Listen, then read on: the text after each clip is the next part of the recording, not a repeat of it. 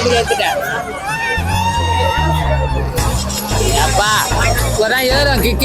குடின்னு நீ ஆரம்பிச்சிட்டாலே உன்னால விட முடியாது. உன்னோட திறமைகளை காலி பண்ண உன் குடும்பத்துல இருந்து உன்னை தனியா பிரிச்சிடும். எத்தனை பேர் வழி தெரியாம இருக்காங்க சார். குடி வந்து ஜாலியா தொட்டுட்டு அது விட முடியாம ரொம்ப கஷ்டப்படுறவங்களும் எத்தனை பேர். என்னால நான் எவ்வளவு பேர் நான் பாத்திருக்கேன். ஆக்சுவலா நானும் ஒரு ஆள் அதுல. ஏன்னா இது ஒரு அனுபவம் தான். நாங்களாம் இப்ப பட்ட அனுபவம் தான் இந்த படத்தை பாக்கணும். குடி நோயாளி வீடு இப்படிதான் இருக்கும் கண்டிப்பா. அதை அப்படியே படமா எடுத்திருக்கிறாங்க. இது படம் கிடையாது, இது உண்மையால கதை. குடின்றது எவ்வளவு பெரிய அசிங்கமான விஷயம். மானம் மரியாதை போய் எல்லாம் போய் உடம்பு கெட்டு போய் குடும்பம் அழிஞ்சு போய் நம்ம நிக்கிறோம். ஆனா இப்ப கூட முடிச்சுட்டு நைட் லைட்டா கட்டிங் போடலாம். யாருன்னா கேட்டா நான் குடியாரெல்லாம் கிடையாது, எப்பன்னா கட்டிங் போடுவேன்றோம்ல. அதுவே போய் குடின்னு நீ ஆரம்பிச்சிட்டாலே உன்னால விட முடியாது. அது இன்னும் கொஞ்சம் அதிகமாகும். அதுக்கப்புறம் அதிகமாகி போய் உன்னை அழிச்சு கேவலப்பட்டு உன்னோட திறமைகளை காலி பண்ண உன் குடும்பத்துல இருந்து உன்னை தனியா பிரிச்சிடும். ஆனா பாவம் நீ பேஷண்ட்ன்றத தெரியாத நம்ம வாழ்ந்துட்டு இருக்கோம் அப்படின்றத டைரக்டர் சொல்லியிருக்காரு. காந்தாரா மாதிரி ஒரு படத்தை தூக்கி ரிஷப் செட்டி 2வது படத்திலேயே தூக்கி தாதா சாஹேப் பால்கே விருது கொடுக்க தெரிஞ்ச அந்த ஆளுங்களுக்கு, நேஷனல் அவார்டு கொடுக்குறவங்களுக்கு இந்த மாதிரி நாட்டு மக்கள் நல்லா இருக்கணும்னு சொல்லி இந்த மாதிரி படங்கள் வருது.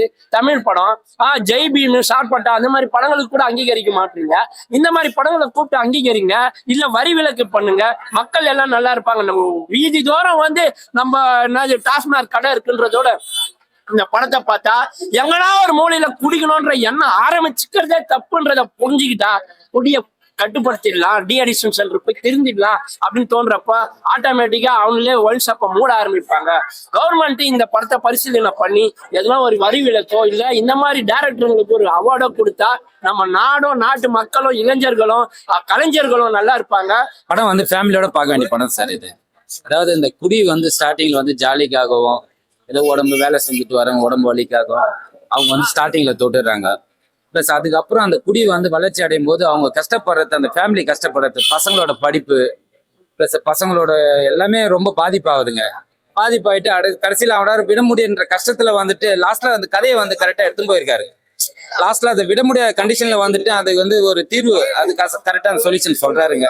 சொல்லி அந்த குடும்பம் நல்லா இருக்கு, ஃபியூச்சர் நல்லா இருக்காங்க, நல்லா இருக்கு. படம் குடும்பத்தோட பார்க்க வேண்டிய படம்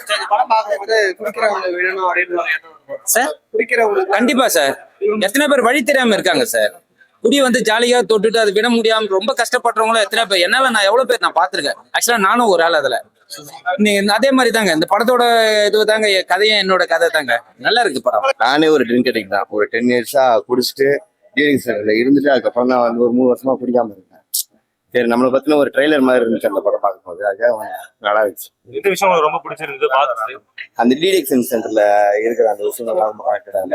நான் இருந்திருக்கேன் ஒரு 4 மாசம் அங்க. ஸோ அதனால அந்த விஷயம் நான் பார்க்க கண்டிப்பா அந்த ட்ரிங்க் அடிக்ட்ல இருக்கிறவங்க என்னால இருக்காத குடியில இருந்து வெளியில வராம இருக்காங்க அப்படின்றத டீடெயிலா காமிச்சிருக்காங்க. நல்லா இருக்கு. எமோஷனலா அவங்க ஃபேமிலி எல்லாம் எவ்வளவு பாதிக்கப்படுறாங்க, பசங்க எவ்வளவு பாதிக்கப்படுறாங்க அப்படின்றது சூப்பரா சொல்லியிருக்காங்க. படத்துல ஹைலைட் சொல்றீங்க அவரு பர்ஃபார்மன்ஸ் தான், ஹீரோ பர்ஃபார்மன்ஸ் நல்லா பண்ணிருக்கு. நம்ம வீட்லயே பார்த்து நம்ம வீட்லயே நடந்த கதைய ஸ்டோரியா எடுத்த மாதிரி சூப்பரா இருக்கு. நீங்க இந்த அளவுக்கு இந்த ஃபீல் பண்ணீங்க, இந்த ஃபீல் ஆயி பாத்தீங்க. எந்த அளவுக்கு ஃபீல் பண்றோம்னா அந்த லைஃப்ல அனுபவிச்சு இப்ப நல்லபடியா இருக்கோம். அது பார்க்கும்போது இந்த நிறைய ஃபேமிலி கிட்ட திரும்பி நல்லா இருக்குன்னு சொல்லிட்டு நானும் ஒரு நேரத்துல இப்படிதான் இருந்தேன். சென்டர்ல போய் ஒரு குடி இல்லாம ரொம்ப சந்தோஷமா நல்லா இருக்கு. ரொம்ப ஃபீலா இருந்தது. எங்க அண்ணனும் பிடிக்காத மாதிரி இருந்தாங்க. அவங்களும் வந்து இந்த படத்துக்கு வந்தாங்க. ரொம்ப சந்தோஷமா இருந்தது எங்களுக்கு. இந்த படத்தை அவங்க கூட்டிட்டு வந்து ரொம்ப சந்தோஷமா இருந்தது. அவங்களும் திரும்பி ஒரு 5 வருஷம் திரும்பிட்டு அவங்க இந்த படத்தை பார்த்தாங்க. ரொம்ப ஆச்சரியமா இருந்தது எனக்கு. எங்க அண்ணனோட ஃபீலிங் தான் இந்த படத்தை வந்தது. ரொம்ப அருமையா இந்த படம் நல்லா இருந்தது.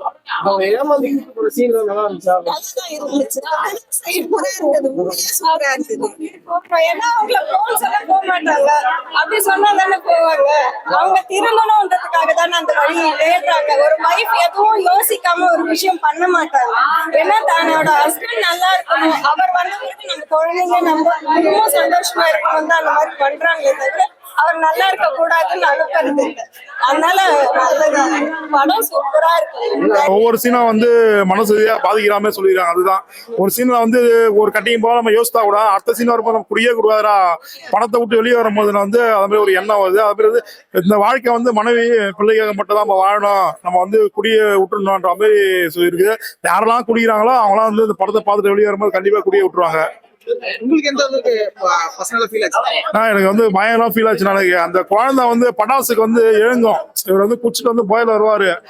அது பார்க்கும்போதுலாம் வந்து கண்ணில் தண்ணியா விழுது. ஏன்னா அது ஒரு குழந்தை குழந்தை பட்டாசு வாங்கி முடியலன்ட்டு ஸ்வீட் கல்ல போயிட்டு மிச்சர்லாம் திருநெ கொடுப்பாரு குழந்தைக்கு. அதெல்லாம் பார்க்கும்போது ரொம்ப மனசை பாதிக்குது. யாரா இருந்தாலும் அப்ப வந்து நம்ம குடிக்க வேணாம் குடிக்க மாட்டலாம், மனசெல்லாம் பாதிச்சா மட்டும் தான் குடிக்க மாட்டான். ஆனா அந்த படத்தை பார்த்துட்டு வரவங்க குடிய விட்டுருவோம், அது மட்டும் நிச்சயமா சொல்லலாம். டாஸ்மார்க் அது எந்த கட்சியாலும் முடியாதுங்க. டாஸ்மார்க் மூட முடியாது. விழிப்புணர்ச்சியை பேசலாமாக்கண்டி 4 பேருக்கு சோசியல் மீடியா சொல்லலாம், திருத்தலாம். திருந்த வேண்டியது அவங்க, டாஸ்மார்க் கிடையாது. ஓகேவா? திருந்த வேண்டியது மனைவி, திருத்த முடியாது. ஓகேவா? அதுக்கு நிறைய இப்போ கவுன்சிலிங்லாம் அதுதான் சொல்ல, அதுதான் கவுன்சிலிங் தான் அந்த படமே. அது நான் சொல்ல வர்றது அதான். கவுன்சிலிங் வச்சு பார்த்தாங்க திருந்ததுக்கு வாய்ப்பு இருக்குது. நடிகர்லாம் சூப்பரா நடிச்சுக்கிறாருப்பா, இயல்பா இருக்குது. அந்த கதாநாயகி நல்லா வந்து ரொம்ப மனசு பாதிக்கப்பட்டுச்சு. நிறைய சீன் இருக்குதுப்பா. ஒரு குடிக்காரன் வந்து நிறைய சீன் இருக்கு. காவால ஓடுறதுலாம் நல்ல சீன் தானே. அது காவால இருக்கான், குப்பை தொட்டில இருப்பான், நாய் பக்கத்துல உட்காந்து இருப்பான், புரியுதா, கொழா சந்தில உட்காந்து இருப்பான், மூத்திர சந்தில உட்காந்து இருப்பான். குடிகாரன் எங்கதான் இருப்பான், பஞ்சு மத்தில உட்காந்து இருப்பான். படத்துல ஹைலைட் எது சொல்றீங்க? அவரு பர்ஃபார்மன்ஸ் தான், ஹீரோ பர்ஃபார்மன்ஸ் நல்லா பண்ணியிருக்கு, நல்லா இருக்கு. அவரு நடிச்சது, கதை கொண்டு போனதே வந்து ஒரு இது வந்து ஒரு டாக்குமெண்ட்ரி படம் மாதிரி வந்துச்சுன்னா போர் அடிக்கும் இல்லையா? இது போர்லாம் அடிக்காது, கண்டிப்பா ஹிட் ஆகும் படம். வாய்ப்பு இருக்கு. அந்த மாதிரி இன்னும் கொஞ்சம் அழுத்தி இருக்கலாம் ஸ்டோரிய. பட் ஆனா ரொம்ப போர்லாம் அடிக்கிற மாதிரிலாம் இல்லை, நல்லாவே போகுது. ஃபர்ஸ்ட் ஹாஃப் ரொம்ப காமெடியா போகுது, செகண்ட் ஹாஃப் எமோஷனல் நல்லா இருக்கு, சூப்பரா. படத்தினால பாதிக்கப்பட்டவங்களுக்கு எடுத்த ஒரு படம் இது. யாராச்சும் குடிய விடுற மாதிரி இருந்தாங்கன்னா, என்னால விட முடியல, நான் விடணும்னு நினைக்கிறேன் ஆனா என்னால குடிய விட முடியலன்னு நினைச்சாங்கன்னா கண்டிப்பா இந்த மீட்டிங் அட்டன் பண்ணணும். ஏஏ மீட்டிங் அட்டன் பண்ணணும். இன்னைக்கு ஏஏவா இருக்கு. எங்க வீட்டுக்காரெல்லாம் ஒரு குடிநோயாளி, அந்த ஏஏ மீட்டிங்க கையில குடிச்சாரு. இன்னைக்கு எங்க வாழ்க்கையெல்லாம் நினைச்சு பார்க்க முடியாத அளவுக்கு அற்புதமா இருக்குது. அதுல வந்து ஜாதி மதம் எதுவும் தேவை கிடையாது, படிச்சவங்களும் படிக்காதவங்களும் அந்த மாதிரி தேவை கிடையாது. ஏற்கனவே குடியில பாதிக்கப்பட்டவங்க நான் குடிக்கும் போது நான் எப்படி இருந்தேன், இப்போ நான் எப்படி இருக்கிறேன்றத பேசுவாங்க. அதை 7 to 8 எப்பவுமே சாயந்தரம் மட்டும்தான், 7 to 8 தான் இந்த மீட்டிங் நடக்கும். காதை கொடுத்து கேட்டா மட்டும் போதும். அங்க பேசும்போது அவங்களுக்கு அந்த விழிப்புணர்ச்சி கிடைக்கும். கண்டிப்பா நாங்க வந்து அங்க ஒரு ஆலநாள்ன்ற ஒரு மீட்டிங்கா இருக்கு, லேடிஸ்க்கும் அந்த மீட்டிங் இருக்கு. லேடிஸ்க்கு ஏன் அந்த மீட்டிங் இருக்குன்னா, ஜென்ஸால அதிகமா பாதிக்கப்பட்டு இருப்பாங்க லேடிஸ் தான். அதனால அது லேடிஸ்க்கு ஒரு மீட்டிங் இருக்கு. அவங்க குடிநோயாளி, குடியை மட்டும்தான் தள்ளி வச்சிருப்பாங்க. அவங்க குடிக்கோளாறுகள் தள்ளி வச்சுக்க மாட்டாங்க. அவங்க கிட்ட நம்ம எப்படி பேசணும், எப்படி நடந்துக்கணும். நம்ம அவர் ஒரு வார்த்தை பேசினா நம்ம 10 வார்த்தை பேசுவோம். அதனால கண்டிப்பா இப்ப அப்பா குடிக்கிறாருன்றதுனால பொண்ணு வராங்க, யாரும் ஒன்னால வரலாம். பிள்ளைக்காக அம்மா வரலாம், மனைவி கணவருக்காக மனைவி வரலாம், யார் ஒன்னாலும் வரலாம். அந்த ஆலநாள் மீட்டிங்ல வந்து உட்கார்ந்து காது கொடுத்து கேட்டா எப்பவுமே சாயந்தரம் 7 மணில இருந்து 8:30 மணி வரைக்கும் மீட்டிங் நடக்குது. கண்டிப்பா இது குடிய விடணும்னு நினைக்கிறவங்க இந்த மீட்டிங்கை பிடிச்சாங்கன்னா அவங்க வாழ்க்கை அற்புதமா இருக்கும். நினைச்சு பார்க்க முடியாத வாழ்க்கை கிடைக்கும். இந்த படம் எடுத்தவங்களுக்கு ரொம்ப நன்றி சொல்றேன். இது படம் எடுக்க யார் யார் உதவியா இருந்தாங்களோ அவங்க எல்லாருக்கும் நன்றிப்பா.